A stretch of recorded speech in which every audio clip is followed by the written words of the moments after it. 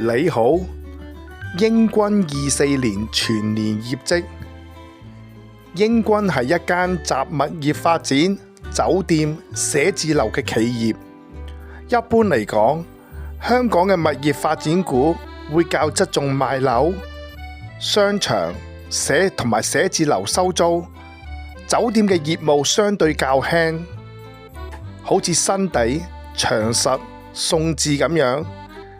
而鷹君係一間帳面盈利較弱嘅公司，但佢嘅資產又好豐富，投資者較難掌握嘅公司，可以話較難玩嘅公司。最怕呢啲公司係玩私有化，未有為股東盡量體現價值。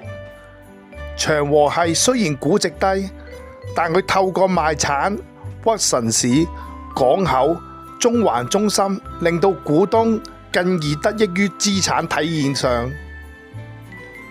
龐大嘅全球酒店業務係鷹君嘅特色，股東好難實測公司，會計入帳又會較特別，難於反映公司嘅實質價值。鷹君而家每股嘅帳面值達到80蚊，但係只係吹緊15蚊。即使近年業務出現虧損，仍未算大幅損害其帳面值。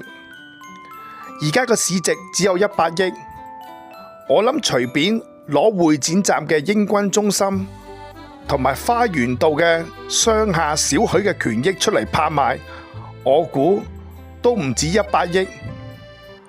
我以前曾經幻想過新地同埋鷹君會合作重建會展嘅物業，好似當年華潤大廈重建成為甲級嘅商廈。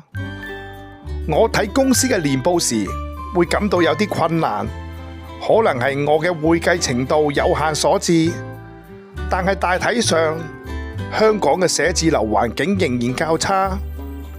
但係我認為唔好睇得太淡，始終香港嘅鋪位同埋寫字樓已經腰斬式下跌，物業嘅價值無可避免會升突或者跌突。只要財政可以，我仍然想堅守落去，直到中國經濟企穩，甚至係復甦。雖然而家好似係一種奢望。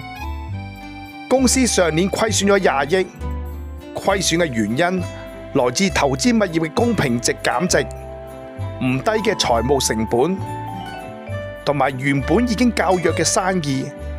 幸好公司喺較困難嘅時期都願意派息。下年我會繼續留意公司喺何文田嘅樓盤嘅入帳情況，希望公司最壞嘅時間已經過去。畢竟已經煎熬咗咁多年，全世界嘅投資者都喺度等待呢一刻，包括新世界、什麼鋪王啊、乜王之類啊，否則唔知佢哋能唔能夠捱過呢個劫數。而我嘅組合有送心樓嘅，能夠抵禦10級地震，組合韌力十足。